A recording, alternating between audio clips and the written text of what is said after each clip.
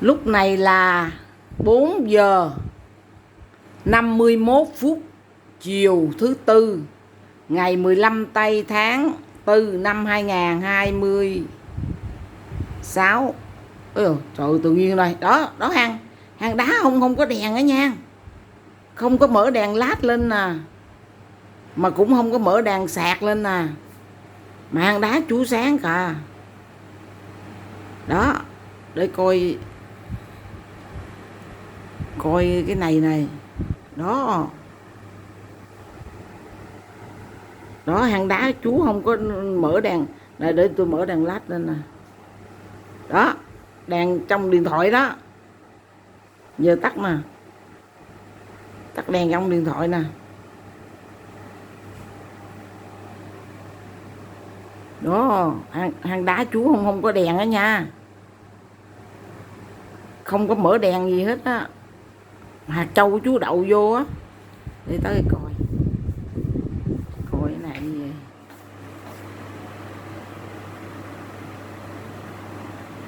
3 giờ trước rồi. Ai mở coi nha. Đó, hang đá đó. Đó, hang đá chú nè. Đó, tự nhiên chú cho sáng lại.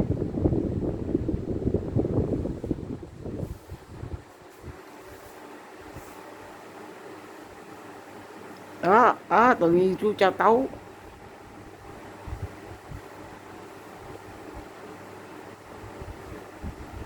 Đó, ơi trời ơi, tấu hụ tôi à.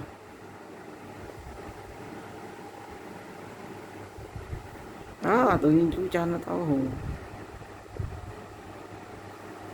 Đó, chú cho nó tấu hù, thấy không?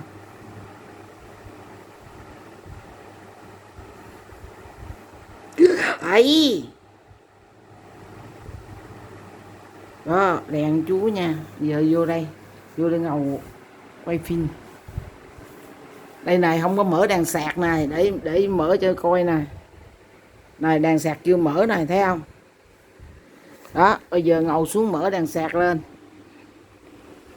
Đèn sạc 1 2 3 quẹt lên. Đó. Bây giờ mở lên nha. Đó, đèn sạc lên đó. Này nãy trong nhà này một cái bóng đèn này. Ơi trời ơi, cái bóng này, đèn này tự nhiên nó phóng lên xuống mặt trời trời. Này, bóng đèn ở trong đây này, nó có luồng ánh sáng lên nè, xanh đi thẳng lên nè, giống như quay mặt trời á. Quay mặt trời nó có luồng sáng xanh nè, chính giữa nó đi thẳng lên nè. Đó, cái luồng như cái ống nước vậy đó, thấy không? Đó, không mở đèn vào đây nha. Thôi để quay. Đó, chỉ có một cái bóng đèn đó thôi. Đó, nãy quay nhiêu rồi trời. Nãy quay 4 giờ 51 phút sau á. Giờ bắt đầu mở lên nha. I want to tell you something I have never said out loud. Not in any boardroom, not in any interview, not even to myself in those rare moments when the building is empty and the lights are still on and I'm sitting there in the silence pretending I'm being productive when really I'm just afraid to go home.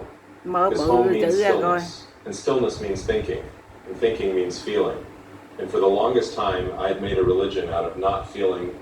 I built systems for everything. I built workflows and algorithms and quarterly projections and morning routines that started at 5 a.m. and ended when my body simply refused to continue. I built a version of myself so optimized, so refined, so relentlessly forward-moving, that if you looked at me from the outside, and people always did, you would have said that man has figured it out, that man is winning, and I believed them. God help me, I believed them. I built the company before I built the character. I built the reputation before I built the relationship. I built the empire before I ever once stopped to ask myself whether I actually wanted to live inside it. Wait, before you scroll, I need you to stay with me here because what I'm about to tell you isn't the kind of thing you hear in a highlight reel. This isn't the speech I give on stage. This is the one I give in the dark. This is the one that costs me something to say. And if you've ever stood at the top of something you worked your entire life to reach and felt inexplicably, impossibly, devastatingly empty, then this is for you. It happened on a Tuesday, not a dramatic Tuesday, not a Tuesday with any obvious reason for collapse. The numbers were good, the meetings had gone well, my assistant had cleared my schedule. There was champagne somewhere in the building because we had just closed a round of funding that would have made the 23-year-old version of me weep with joy. And I walked into my apartment, which was clean. I had people for that. And I sat down on the couch and I looked out the window at the city that I had spent 15 years trying to conquer. And I felt absolutely nothing, worse than nothing. I felt like a building that had been evacuated. All the right structures still standing, walls, floors, windows, but nothing living inside. No warmth, no sound, no person waiting, no coffee made. No one who knew that I liked the window open even in winter because the cold air was the only thing that made me feel like I was still inside a body. I sat there for 2 hours. I told myself I was thinking. That's what men like me do when we fall apart. We call it thinking. I thought about my father. I thought about the first time I understood that love in my house was conditional. Not cruel, nothing dramatic, just conditional. Quiet and conditional, the way a thermostat works. Warmth available, but only when you perform well enough to trigger it. Good grades meant warmth, good behavior meant warmth, weakness meant silence. Vulnerability meant disappointment. And so I learned very early in that wordless way that children learn the architecture of their emotional world, that the way to be loved was to be impressive. The way to be safe was to be useful. The way to matter was to achieve. I thought that was just called growing up. I didn't know I was being trained. I didn't know I was building a prison and calling it a palace. I built routines so airtight there was no room for grief inside them. I built productivity systems that left no white space for longing. I built a calendar so full that silence never had the chance to find me, because silence was dangerous. Silence asked questions, and I did not have answers I was willing to face. Tell me something. When was the last time someone asked you how you were doing, actually doing, and you told the truth? Not the curated truth, not the performance of vulnerability that's still, underneath it, just another performance. The real truth. The one that lives below the version of yourself that you've decided is safe to show the world. I'm asking because I know what it costs to carry the other kind. The truth that you keep so far down inside yourself that eventually you stop remembering it's there. Until it rises. And it always rises. She didn't fix me. I want you to understand that before I go further, because the story I'm about to tell you is not a rescue story. She did not appear in my life like a solution. She appeared the way morning appears, gradually, then all at once, and with a kind of steady light that Cái này doesn't nó ask you còn to do sớm anything á. except open your eyes.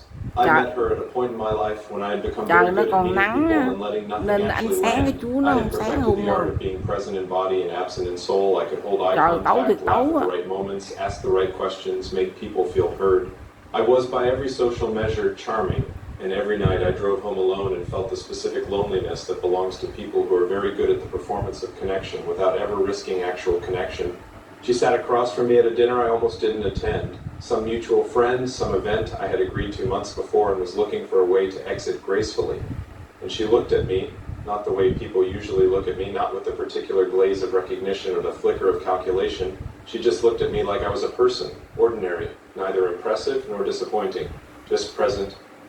And something happened that I could not explain. Not fireworks, not electricity, not the cinematic lurch of romantic mythology.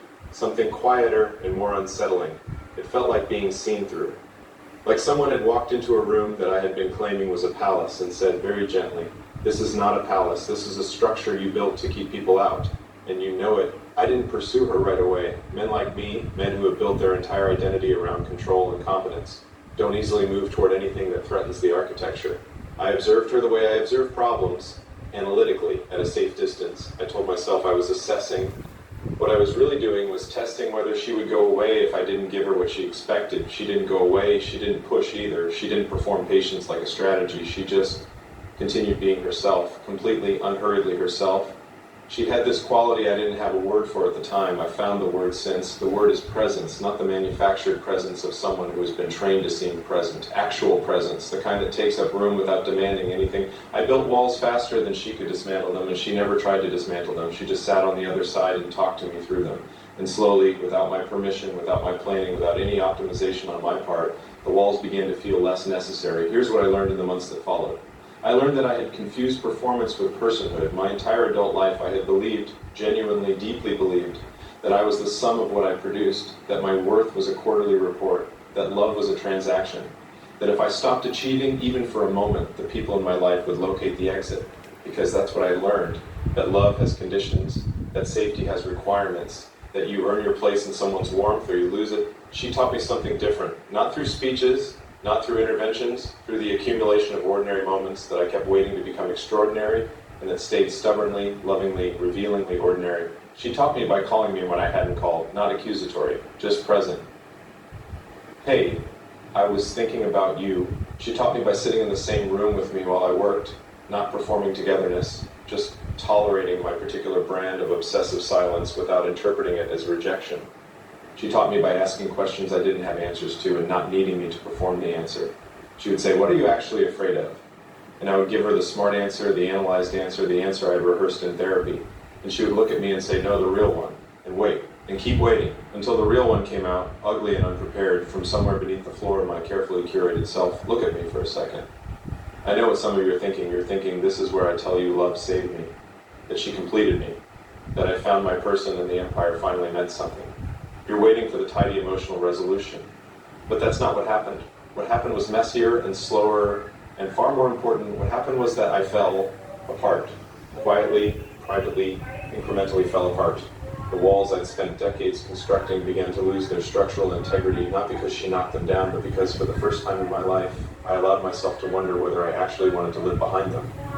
I built the empire on a foundation of fear. I see that now, not ambition, fear. Fear that I wasn't enough unless I was extraordinary. Fear that still water meant stagnation. Fear that if I stopped moving, if I got quiet, if I allowed the silence to actually reach me, what I would find inside it would confirm every worst thing I secretly believed about myself.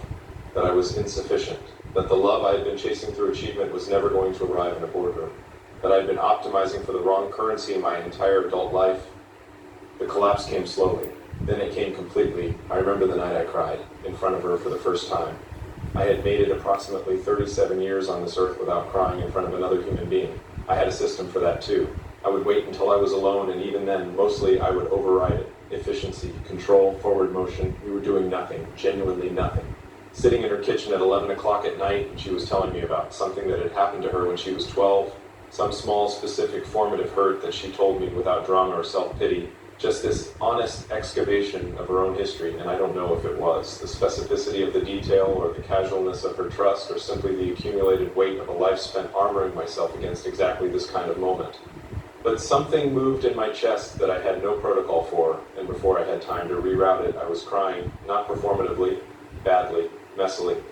The kind of crying that happens when you haven't done it in so long your body doesn't remember how to do it with any grace. And she didn't make a production of it. She didn't over-respond. She didn't say everything is okay because she didn't know that. She respected me enough not to lie to me.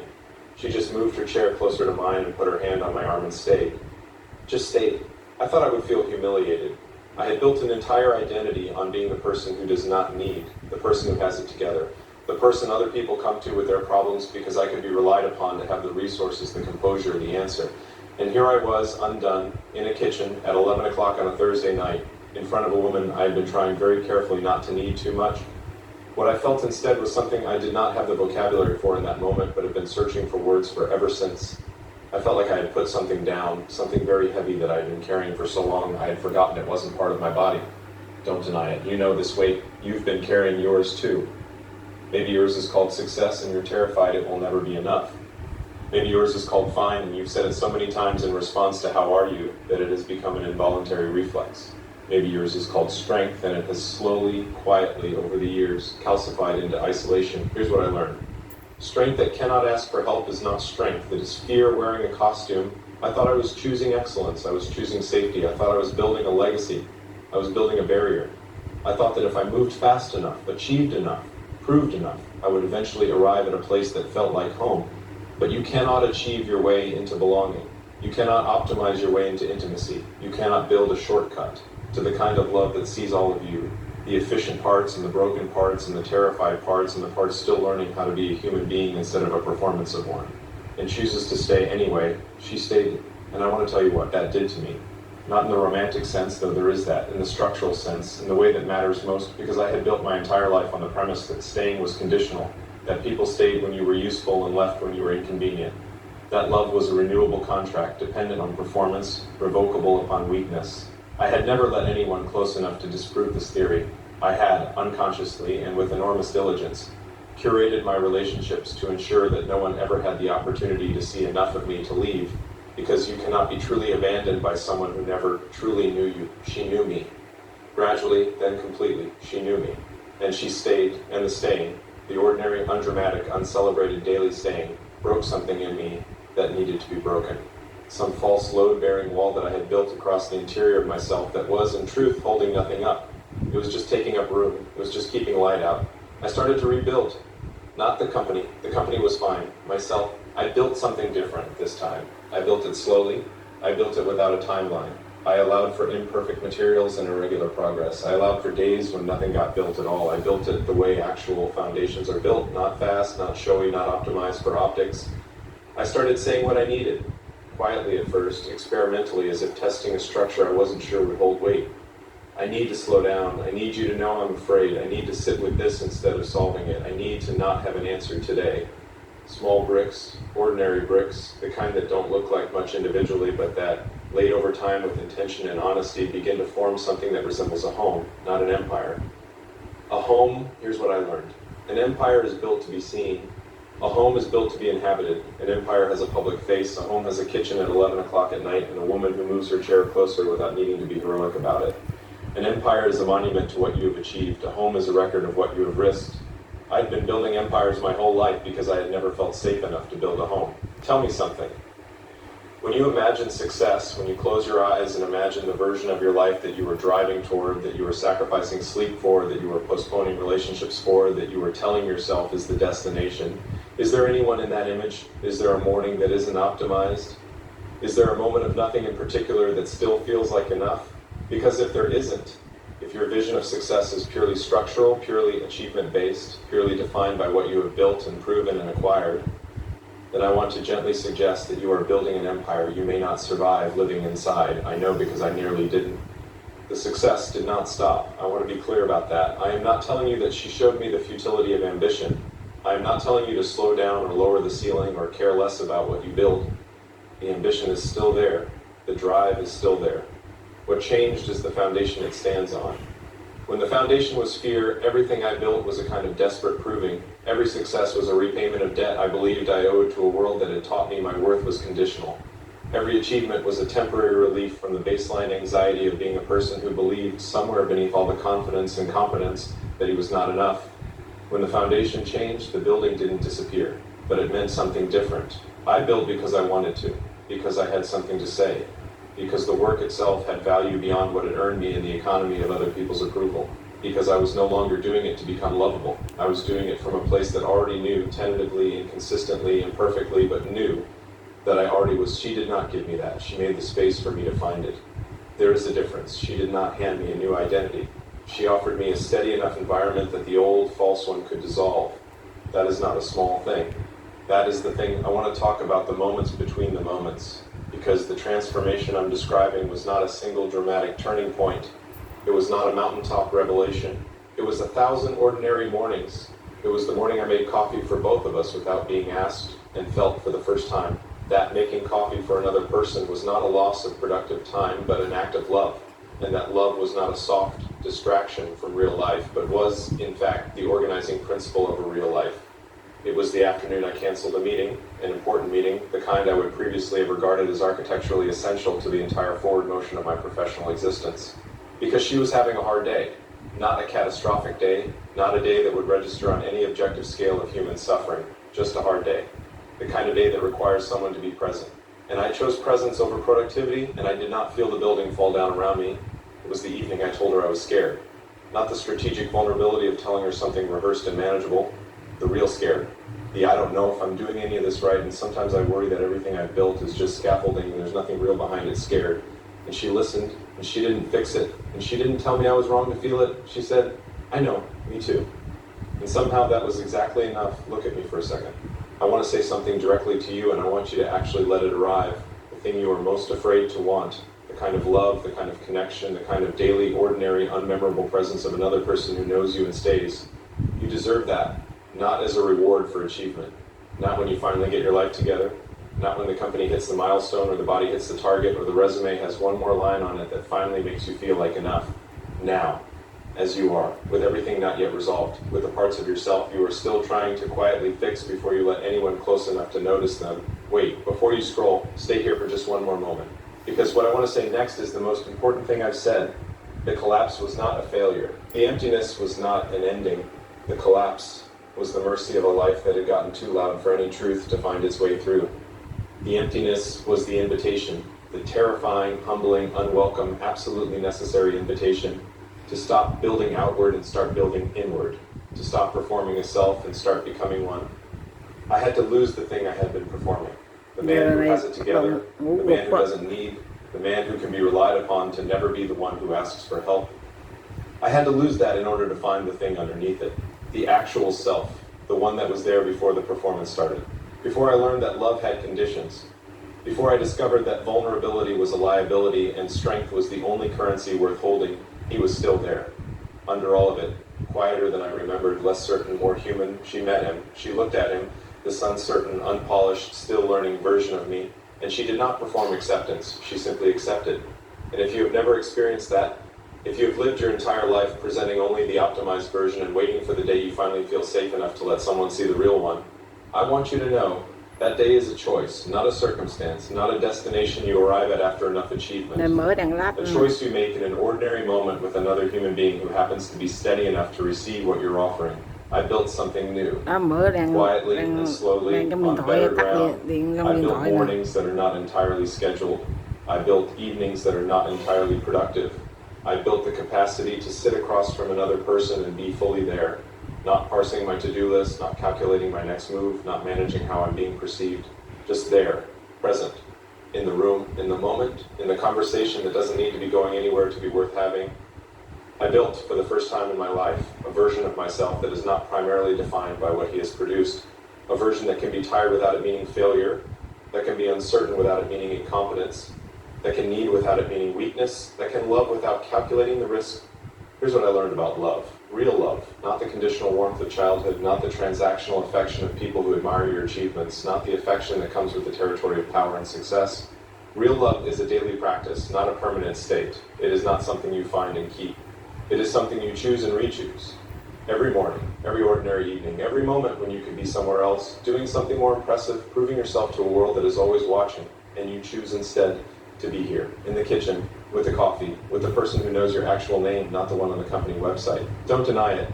You have wanted this. Under all the ambition and the strategy and the forward motion and the ruthless self-optimization, you have wanted this. Not to stop building, to have something real to come home to after the building.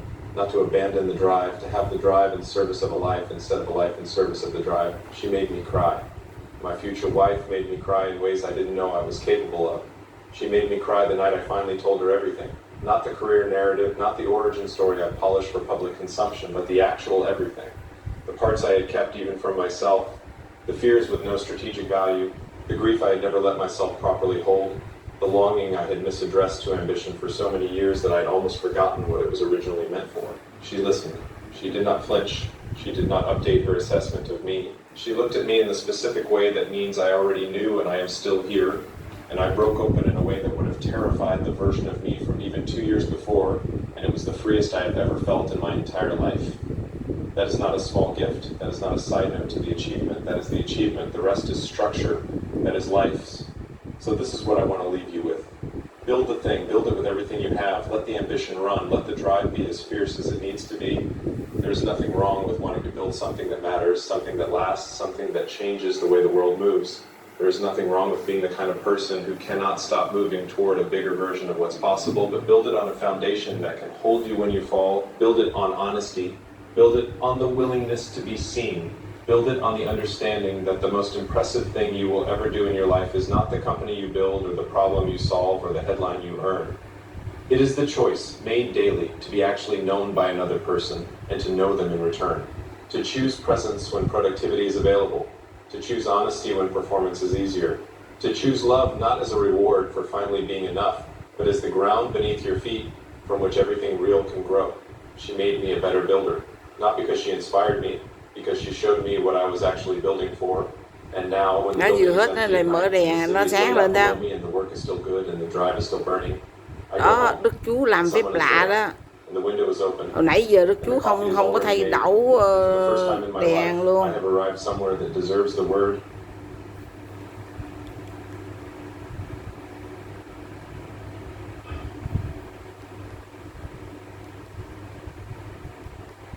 Đây là nãy nè, thấy không? I want to tell you something I have never said out loud. Not in any boardroom, not in any interview, Đó, not even to myself in those rare moments when the building is empty and the lights are still on and bây I'm giờ sitting there in the silence pretending I'm being này thấy không? productive, but Đèn này really giống I'm như mặt just trời nè, afraid to go home. Because home means phóng lên stillness, luôn and đấy, stillness means luôn thinking, lên and thinking means feeling. một cái ống nè, And for the ống longest màu time, xanh xanh I nè. made a religion out of not feeling. I built systems for everything. I built workflows and algorithms and quarterly projections Đó, and morning routines that started at 5 a.m. and ended when my body simply refused to không có continue. mở đèn này I luôn. built a version of myself so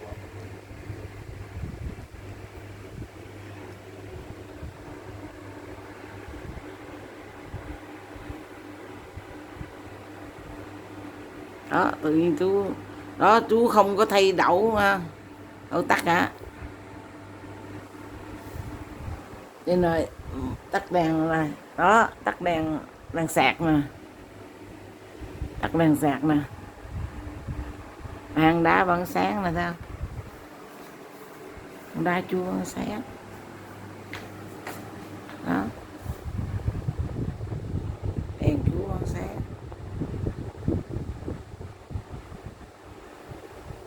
đó, tắt đèn sạc rồi, tắt đèn ấy luôn á, tắt đèn điện thoại luôn á. Đó, đèn chú sáng nha, rồi gặp ánh sáng lên nó chói lên. Thôi đây tắt cái bấm cái khác rồi. Trời giờ này là buồn ngủ, ngủ gục rồi. Vì bây giờ mở đèn này lên nha.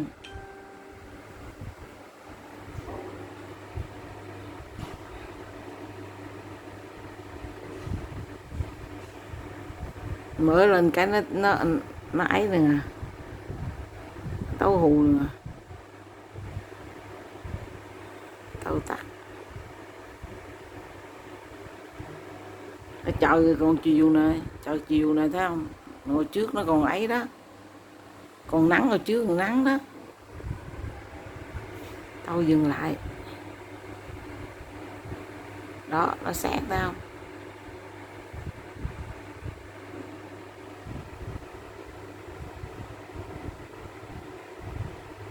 Chú cho nó tấu là tự nó tấu à.